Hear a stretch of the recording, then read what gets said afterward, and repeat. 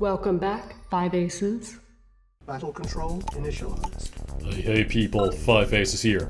Center stage, give it up for those two gentlemen fighting for the Ukrainian forces in the bottom right.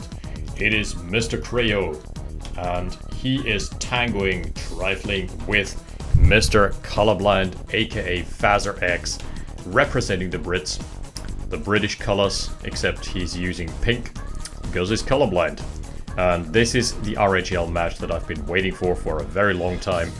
This is the top dogs, the two, if you excuse my Germanisms, Wunderkinder, the two absolute newcomer Wunderkinder who have stomped the competition into the ground to a pulp.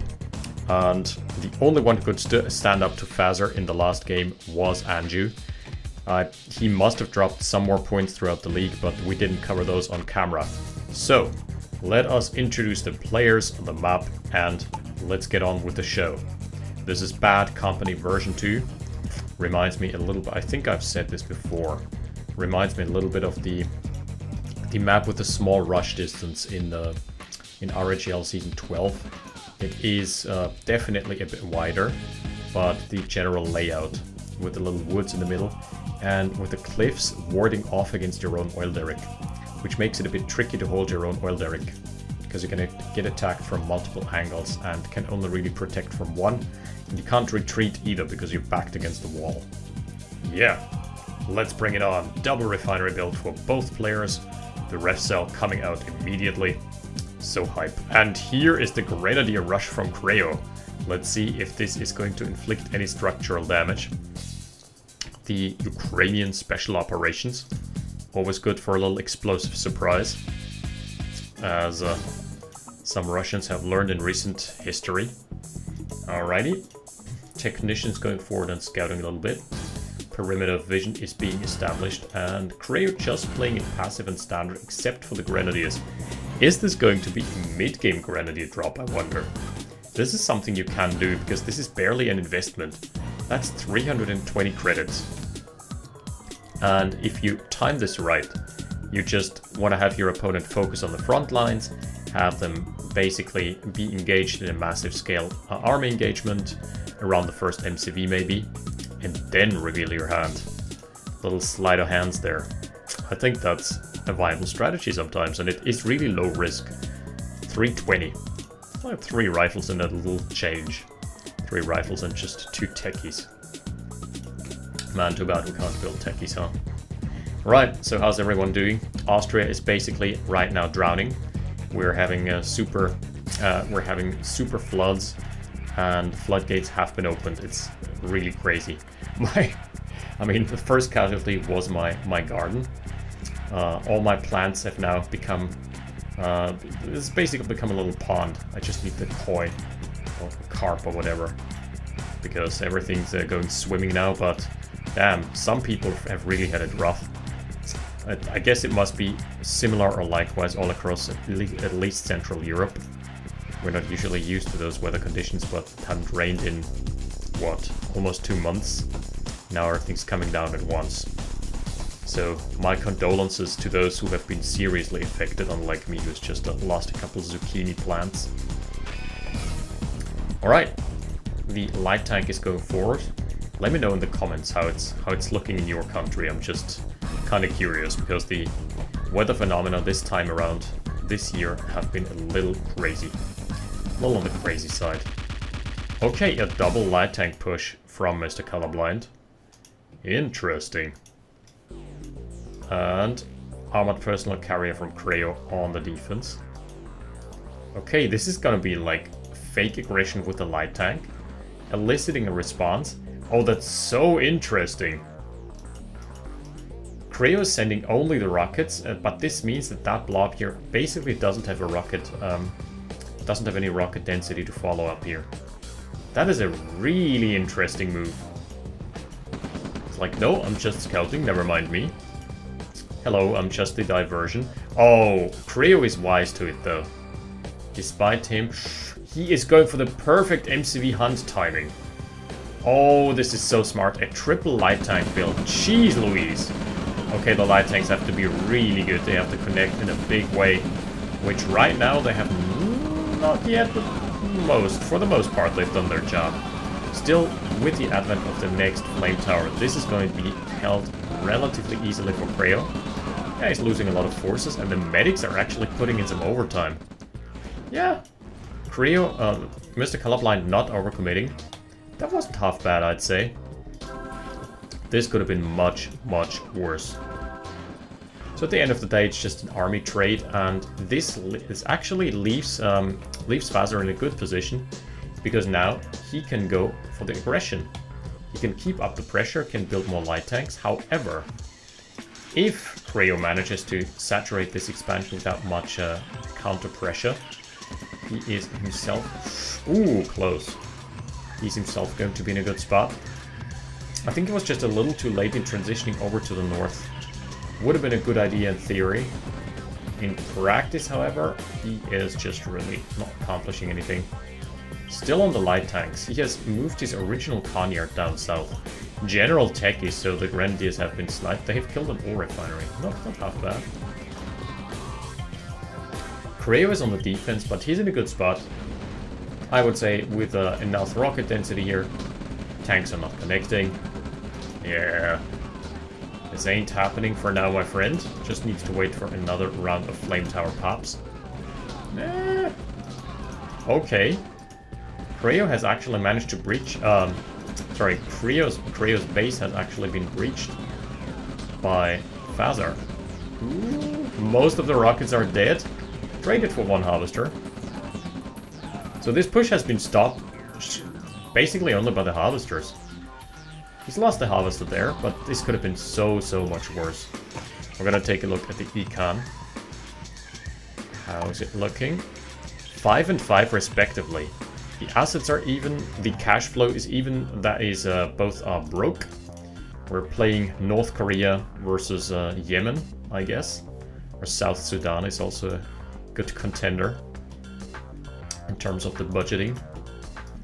Just learn how to budget. Okay, a little aggression up north. And the light tanks are going in yet again. He's still stuck on light tank, despite having the tech. He does have a service depot added on now, so he could, in theory, start producing units that are actually worth their salt, and he's doing so. So yet again, those light tanks not accomplishing anything.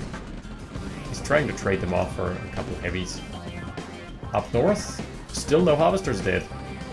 Really good defense, I just gotta say, Creo's defense that he's mounted, really solid. Hasn't lost anything substantial just yet. For now, it's just really lost, I think if I remember correctly, one harvester. That's nothing in the grand scheme of things. The pressure is still mounting though, and that's like round number 5 of expendable waves being thrown at the enemy. Fazzar is not letting loose with the aggression. Ooh, this time he hit the jackpot. 9 civies from a ref cell. Solid, my friend, solid. The oil derrick, the first significant casualty here. Technicians goose-stepping. Ain't that a party? A little rave. Look at the running animation. 16 pixel glory. MCV's going forward. Is that actually... Yep, that's an expansion. He's now trying to contest for the Naturum of Creo. If Creo loses that, he's going to be in a pickle. But the defenses have been mounted. I feel that if he needs anything, he needs a little more rifles right now, because there's a lot of infantry. But obviously that is very easy to assess as a spectator and extremely hard as a player. You do not see the enemy army composition. You want to take a look at Creo's scared vision. Yeah, that's what it looks like. Sometimes you're firing into things from the fog of war, sometimes random technicians emerge just to cause chaos, disruption. Yep, sees what's going on. And this is now a battle of inches. We're actually going to keep it in this version for a little. Okay, base push has been spotted. Nice target fire. Really nice, singling out the rocket soldiers, and in comes the assault. We're going to take a look and get the full picture here. He's moving behind his flame towers. That's a really good flame tower wall. Heavies are also in an okay spot to start soaking up the damage. What about the lack of rifles, though? I feel like that's gonna come into play momentarily. No, not yet. Tesla coil, and that's an extremely optimistic one. Okay, easy overcommitting. Tesla coil has done its job. There is now a turret out. Man, look at this, the pill mill. Ooh, so nasty. And this has now allowed Creo enough space to start, Fazzar enough space to start mining himself and disrupt the mining operations of Creo. So the latter must retreat. Another nice little sneaky attempt with a tank, didn't really amount to anything. So what Creo does have going for him for now is the armor advantage. Could go either way. He's going for the main base, it appears, and I really like the addition of Tesla coils. As long as it doesn't get power slide. Also, he's got a really good concave here, so he's gonna take this engagement in a landslide. Yep. Waltzing over Creo. That has been a substantial win. Tesla coil versus turret. Who does it better? There is only one right answer here. After winning this engagement, Creo is going up north.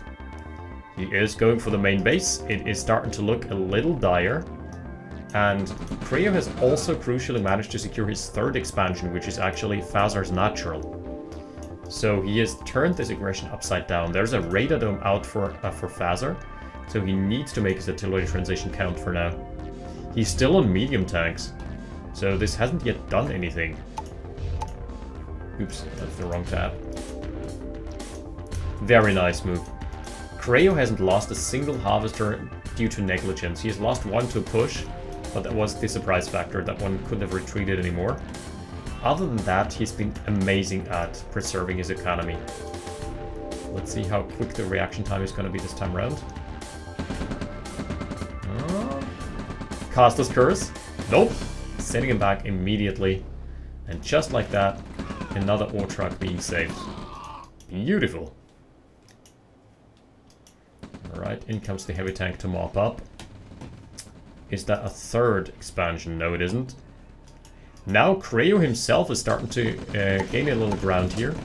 Trying with a Tesla coil push yet again, and he's in a great spot to take this engagement.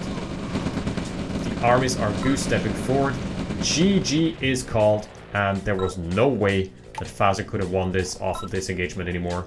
He was locked out of 2/3 of the map, and he didn't make any substantial inroads into the southern expansion. What a turnaround! This has looked a little dire, a little dicey for Creo for a little bit, but for now he comes out ahead.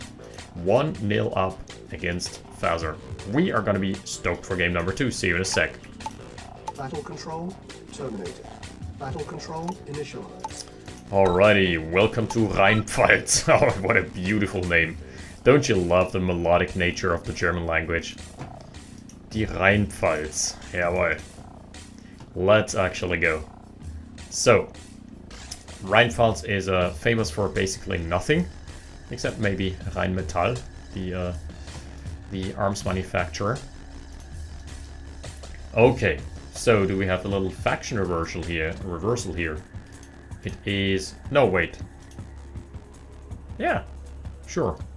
It is Mr. Colorblind again as the Brits, so it appears to be that he's picking those regularly, and Creo again as Ukraine.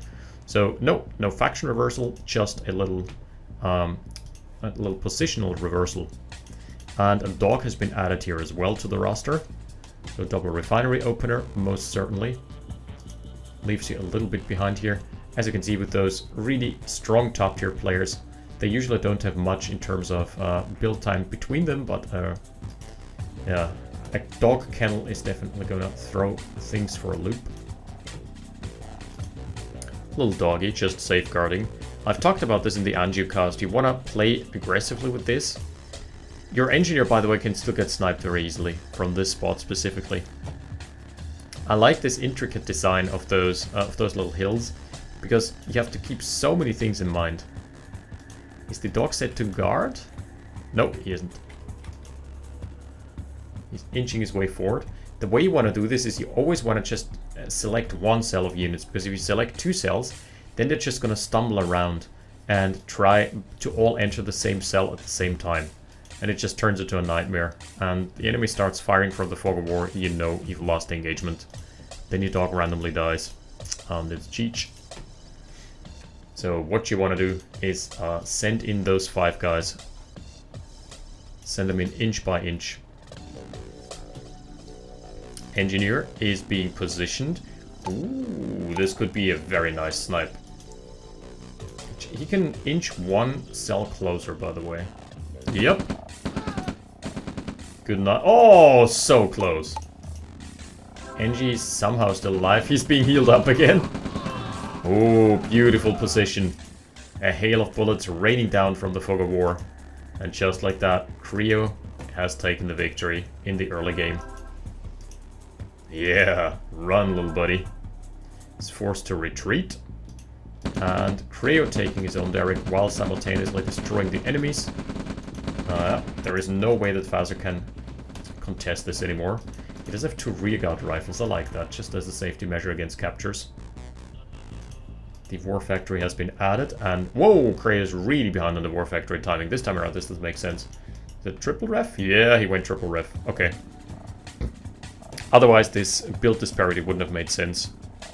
But for some reason, he felt pressured into getting a 3rd harvester before his War Factory. So now he's going to be behind a little bit in terms of the tech timing. But he's up a game, so he's allowed to do that. Last game, we've seen some solid Soviet power. This time around, I'm wishing for a proper late game. 4 harvesters already, and 3 on the other side. Yeah, this is what this build is gonna lend itself to.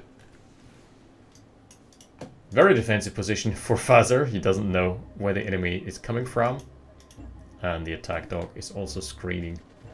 So Fazzar's got very good map hacks. Oh, Creo does, that is. Service depot is being added and mass barracks, nothing too unusual. An APC for Creo before he goes for the MCV, so he just wants to have the safety of an armored vehicle. Ooh. Engineer has been claimed. Engineer lives matter. 400 credits. Those guys cost a fortune. They still have to repay their student loan debts until they're 65. So there's nothing else to do other than join the military, right? No other option, Kappa Pride. Alright. APC going in and seeing that this derrick has been claimed. Backline engineer, as usually shouldn't be working. Not by any stretch of the imagination. Oh, maybe he's just scouting. Has been revealed though. The other side of the map, we are seeing move out with the MCV. Fazzar style, classic. Skipping a light vehicle for now, other than the Ranger. Interesting. It's so annoying to deal with the Ranger. You never know which army composition you're gonna send if it's just infantry. Do you send like 3 rifles? That's not enough. Do you send 5 rifles? Yeah, that's a commitment. Do you send a rocket soldier? Hell no, because they get sniped so easily. Creo dispatching off Fazzar's oil derrick. So a shrewd move here. And MCVs have been established. The classic double MCV whammy. So just gaining some more ground, making some more inroads on the map. Gaining access to this middle ore mine, even though that's not the most saturated one, but hey, it's free real estate, right? Army should be relatively even. Oh wow, Creo is massively ahead. That's not what I'd expected. The production lines still do not show any signs of tech either, so both players just content setting up their economy first. This just looks like it's a larger army for Fazzar, but it isn't. Is there a secondary? No! Maybe the assets are in the ore refinery plus harvesters? No! No! Creo does have way fewer assets. It certainly doesn't look like that's an army disparity. Okay, they've both evened up now. It was probably just a couple of vehicles in the production queue. Stuck on assembly.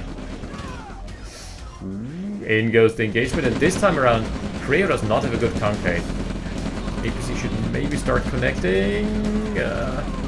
Almost. The tanks have been a little better. Medium tanks are, however, now starting to dry up. And just like that, Creo is pushing him back so easily. This has been a walk in the park thus far. Okay, if the entire game goes over as quickly as this, then good night, sweet prince. There's a new champ in town. If only he could get his hands on the MCV. Still though, that is a massive win. A massive W for Creo. North end side, is he ready for round 2? That's usually my first assumption. Whenever I'm winning an engagement, I'm immediately transitioning my army over to the other side, because I can count on all my digits the times I've lost against opponents who had just gone for the 1-2 punch, and despite me holding cost efficiently, I would still be losing the actual game. Okay, so easy snipe here, and Creo also... Nice, he's sending back his old truck. He's so quick on the trigger finger. Hasn't lost a single harvester yet without a purpose. Radar dome. Ooh, this could be a nasty power snipe. Yeah, this is a nasty power snipe. Harvesters are being transitioned back. Counter-attack. And that's an extremely great position from the infantry. The tanks are just dealing with the pillbox. Beautiful. And Fazzar, no slouch either. Also sending back his harvesters as soon as they're on the peril. That is one of the most important assets to keep alive.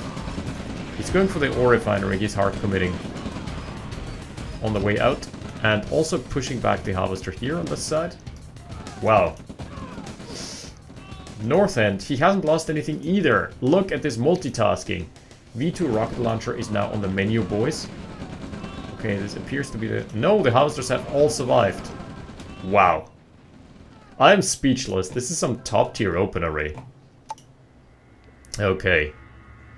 So where does that leave us? 6 and 6 respectively, because nobody has lost a harvester. Beautiful. Just taking a little army and sniping the oil derrick of Fazzar. So at the end of the day, this should be relative parity with a tech advantage for Creo. So I'm liking his position. Yeah, also he's Ukraine, so do never underestimate the parabombs. He's gonna have to defend very, very well though. Ooh, that was a mistake. In go the V2s. Wow, immediately tapping out a tank. Solid. Solid show here. Ooh, could be good. Beautiful hits from the V2s. But the MCV is being chased away and there is no escaping here. Road advantage. Country roads can't take you home. You better deploy and sell.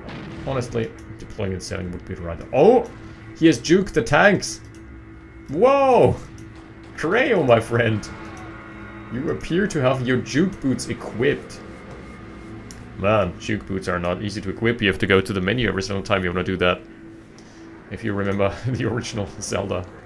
Ocarina of Time Water Temple. Not in the remake, but the originals. Damn. That was something. So the entire front lines is now consisting of V2 rocket launchers. That's a very solid, sturdy frontline unit. We all know how strong they are. How resilient. Ooh, yet again. Look at those V2s go! They've demolished the tanks. Wow. Direct hits from the V2s on some armor. This is gonna give him the breathing room he needs to take care of the refinery. What an awesome series of plays. He's pushing forward still on the left-hand bottom side. Immediately sending back his harvesters. Look at that. He did smell the attack coming. Maybe a scout died here and I missed it. But regardless, the map awareness from Creo is just staggering. Sending back his harvesters to the north end side, I guess. So he's got a pretty good position to take his secondary. Yeah, 3v2s is enough though. Especially with a tech advantage, I would now be transitioning back to mediums or heavy tanks. And maybe add 1 or 2 flak trucks in. Just as a safeguard. Oh, what a beautiful yuck. Too bad it had to die. Good things perish first here. This yak not joining the Mile High Club. I'm gonna take a look at the army graph. Okay, Fazzar is pulling ahead now. Because the harvesters have been pulled off the line for quite a bit, so I guess that's it. What about the econ? Yeah, both running on steam. 2 oil derricks for Creo though, so he's gonna be in an okay spot, and 7 or 7 harvesters. We've got almost econ parity. This is Fazzar moving out to the north as well, trying to contest. Okay, in terms of scouting, always be active with your yak. This is something I see players neglect to do. Yaks are incredibly important units. That was a good crash and very cost efficient, but I still would have preferred to keep that alive. Reason being, the line of sight for the V2s is invaluable at this stage. He's produced another one. And here come the helipads. In an extremely exposed position though, so usually those helis are gonna die without accomplishing much. Well, yeah, yak scouting run. Let's take a look at Creo's vision. Let's take a look at how far the yak can see. My son, one day all of this will belong to you. Except this here. This is the Valley of Shadows. Is this going to be a one-tap on the Conyard? He's certainly angling for it. Oh, he gave it away. No! Okay, now you need to go in. Yeah, good night, sweet prince. Beautiful snipe. Oh, that was just absolutely amazing from Creo. Needs to kill the helipad. Okay, north and side. That's just 2 tanks on the flank. That's not the biggest of deals. And immediately being spotted as well. Creo must be playing widest screen. In comes a torrent of an army though. Parabombs have been put in the way. Oh, this could be good actually. Still a couple rockets. Not great, not terrible. The V2s on the other hand, man, they're decimating everything. Look at those direct hits. Okay, this is sick. V2's going sicko mode. Still there is a lot of firepower left for Fazzar. And Creo's force is kind of crumbling a little bit. Where does he have the rest of his army? Oh man, he only has soft targets left. Nothing substantial has been lost. 1 harvester. Okay, asset still firmly in the favor of Creo, and he's ahead in economy as well. So he's in a good spot. Nice. Getting some veterancy on the yaks. Okay, so veterancy on the yaks matters for a very different reason than it does for other units. Most units, it's just the firepower, and you also get some health, effective health pool. But for yaks, the speed is absolutely insane, because speed increases, as far as I know, work percentage based, and yaks are already incredibly fast units. So if you slap on, say, 30%, those become absolutely a menace. And 50% they outrun rockets by just a country mile. Okay, this was actually way smaller of a push than Fazzar had anticipated. How did he get those here? Ah, paratroopers, obviously. Did they kill something? There is only 1 harvester. Oh, I'm hearing the mechies. Mechanics are in. I would not hate the addition of 1 Tesla coil here, just to protect against tank incursions. Okay, the first time the Creo... He has spotted it, but too late. Wait, what? Okay, somehow the harvester survived. It's kind of a small Christmas miracle here in OpenRA town. Man, this looks like a blue blob on the radar. Look at this. This is such sneaky camouflage. Oh, the color scheme from Creo is obfuscating. Ooh, we've got ourselves tier 3. Are we gonna be seeing a demolition truck? No, we're gonna be seeing a mammoth tank. That's also fine. I like that he's parked a couple of rifles here. Oh, just 1 shot. 1 shot, 1 harvester kill. Creo with a big power farm here. This is very vulnerable as well. Man, as Soviets you need power much more than you do as allies. Helicopters leading the charge, I would not hate the addition of a couple flak tracks now. Because otherwise they can have such an easy time sniping V2s from undesirable angles. Okay, well, that is a couple harvesters down. Creo is building a second war factory as well as an IC. Combat is even, economy is even. Creo is broke. 7 harvesters, 2 derricks. Under 8 harvesters, 0 derricks. Oh, 1 derrick.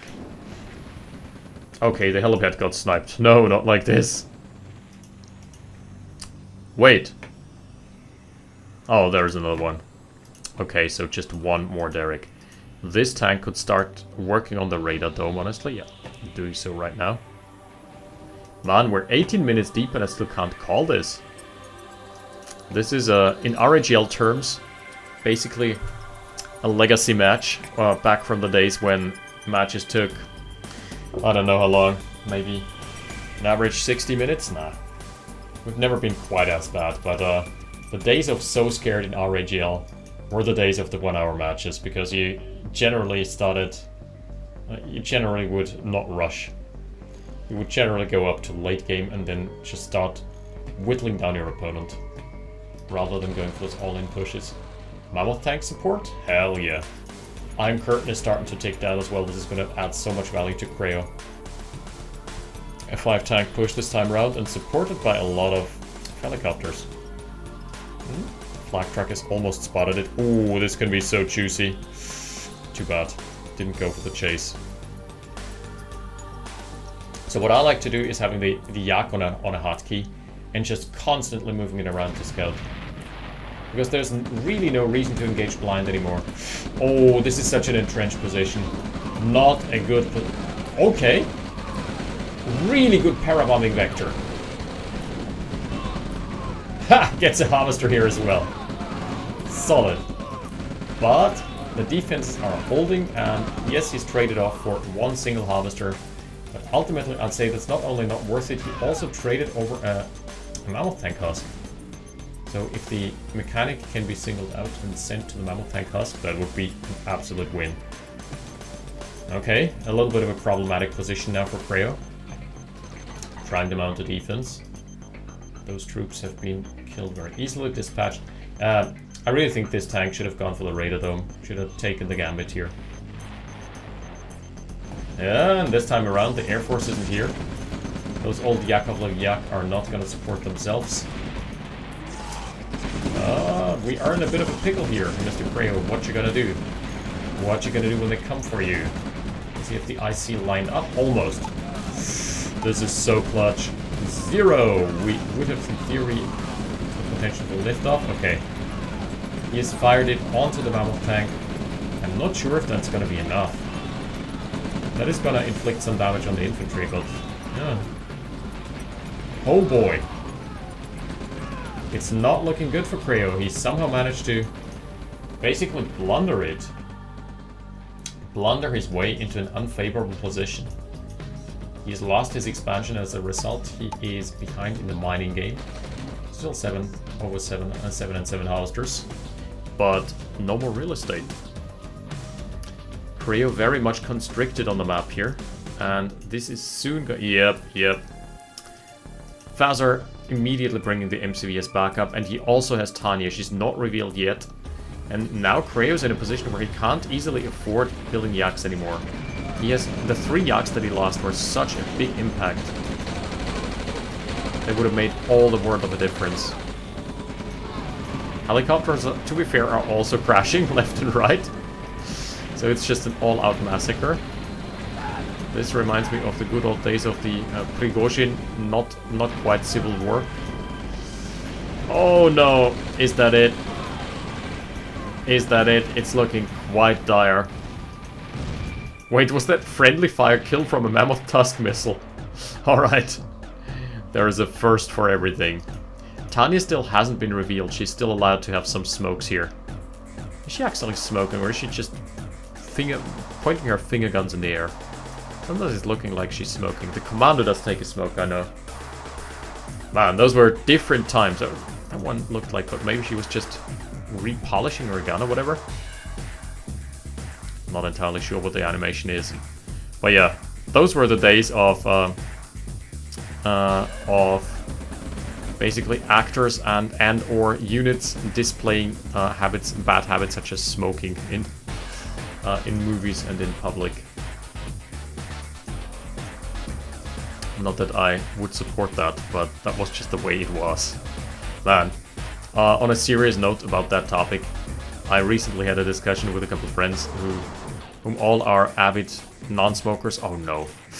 Yikes, yuck down. And we all expressed our sincere gratitude that Austria used to be one of the last countries where... Oh, the demo truck! Speaking of smoking, are we gonna have a barbecue? Hell yeah. Oh! This could have been so much worse for Fazzar, that is. Man! Fazzar, consider yourself lucky. If he hadn't had the tanks in the front... Why is he pushing in? Okay, he's just trying to kill the war refinery. Usually this doesn't work as well. Usually if you Iron Curtain the defensive structure, your opponent just moves out of the way. Man, Tanya is now here, safeguarding newly established base. I feel Creo is so far behind now. He is starting to get picked apart. Still 7 harvesters, but no more mines. And Creo's income is gonna spike as soon as he takes those 2 mines. Now, Sarah, what I wanted to talk about was this kind of discussion we had. Austria used to be one of the very last countries in the European Union where smoking was allowed in public spaces or in, let's say, restaurants and bars, clubs, and so on. And it used to be so bad. You would go out for, you would go just to a bar to have 1 beer, and you would just reek like a furnace. It was just bad times all around.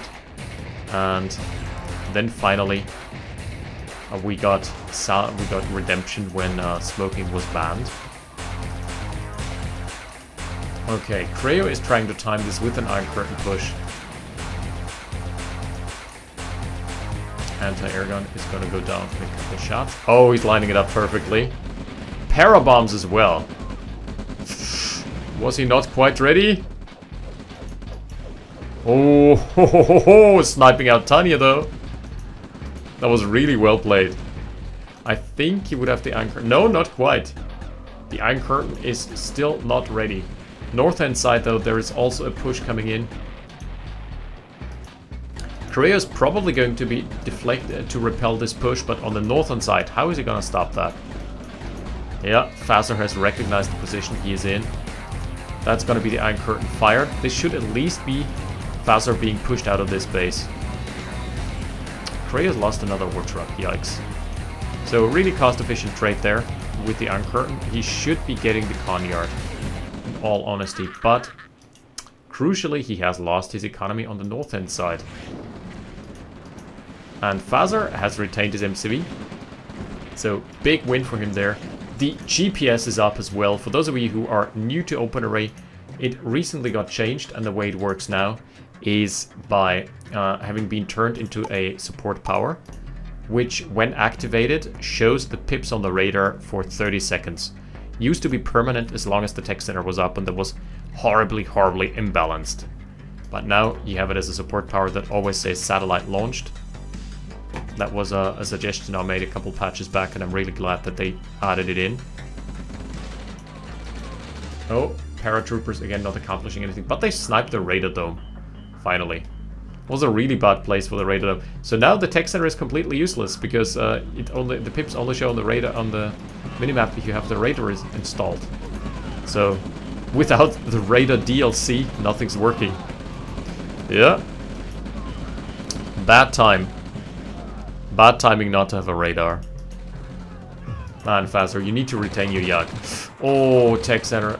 What an easy snipe. All those 5 Blackhawks are fully armed and loaded. And the army gets away as well.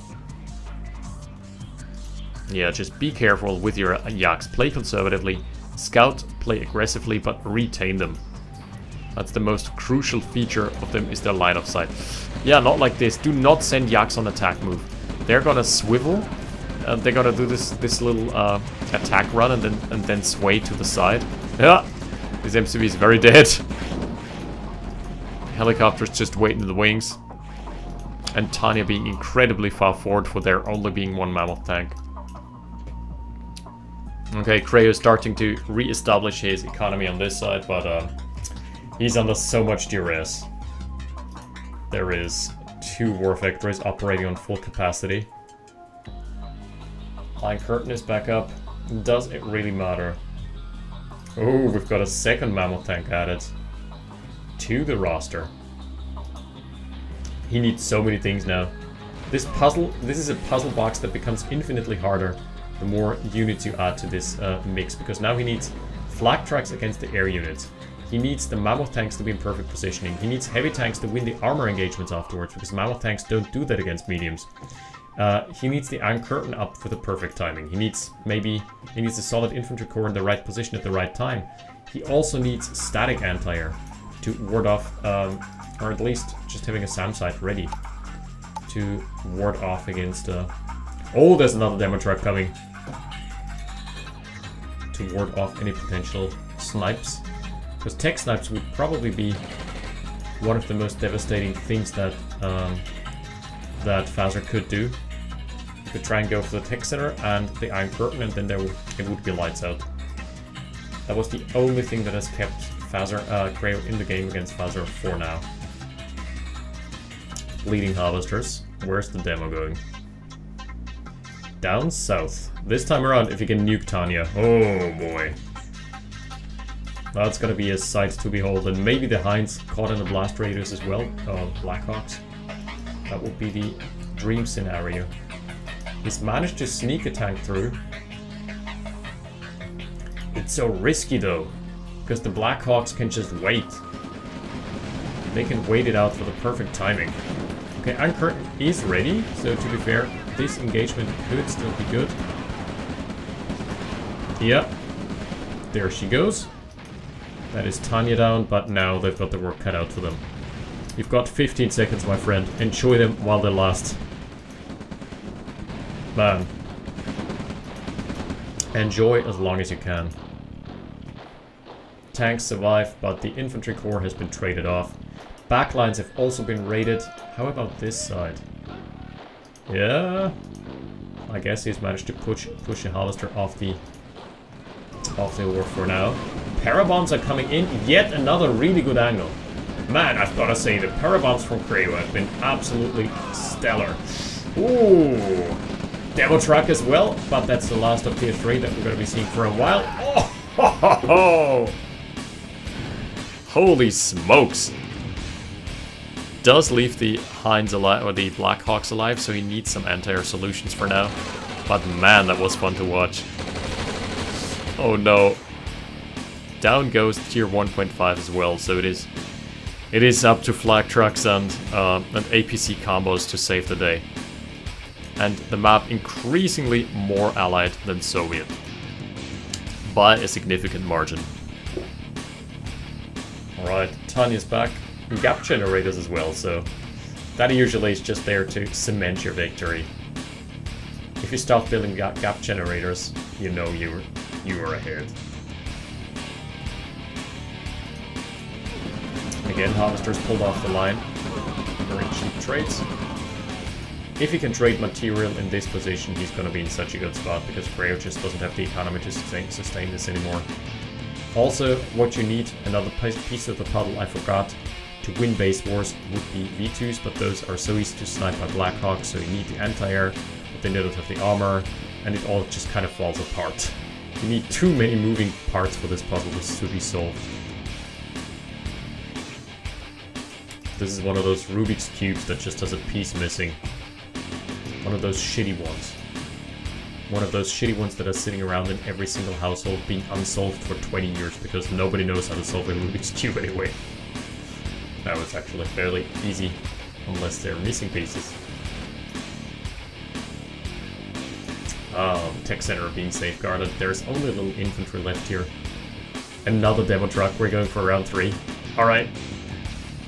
I've gotta say, for what it's worth, Creo has made amazing use of the Ukrainian specials.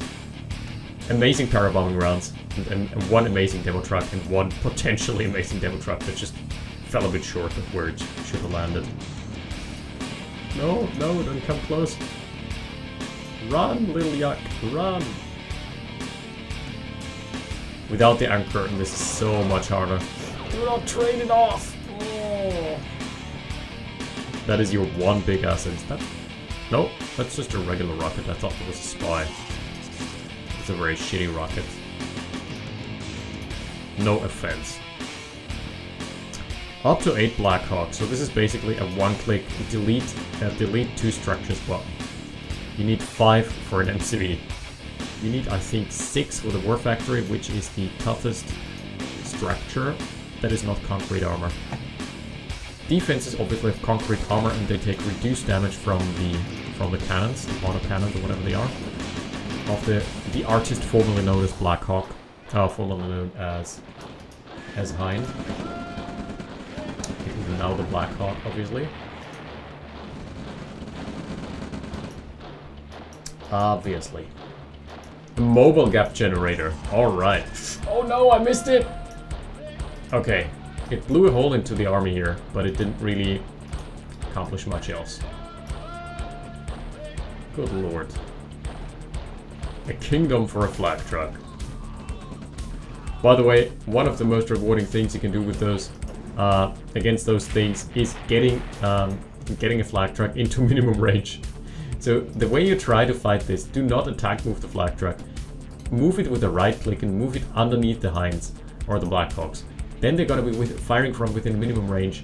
And at that rate, you cannot do a single thing with a Hind because it can't sway backwards. Artillery is still alive, and here's the mobile gap generator with Tanya leading the charge. Yeah, this is just Tanya pushing them back single-handedly. All you need is Tanya and the gap generator. There's no more Air Force. Oh, this is the victory lap. And he's playing it smart. He's not sending Tanya in blind. He's just inching his way forward. Beautiful. Very, very well played from both players. And this is a well-deserved victory lap here for Fazzar in game number 2. Game number 1, he got punished. Game number 2, he has become the Punisher himself. Very cool game, I just gotta say. Gotta hand it to the man. I'm always thinking, whenever I see this blue pip, that that's an insurrection mob. But no, it is just a simple lake bed. Or a simple small lake. Pond, maybe. Artillery is doing their jobs, slowly starting to push back the army and the base. This is the last stand for Creo. No more nuke trucks for you, my friend. It is a shame, and I hate to admit it, but there is no more possibility for nuke trucks. Would have been amazing. Let's look at the story of this game. The army graphs. Man, that must have been the demo truck here. Tanya killing a couple civvies with a useless degree.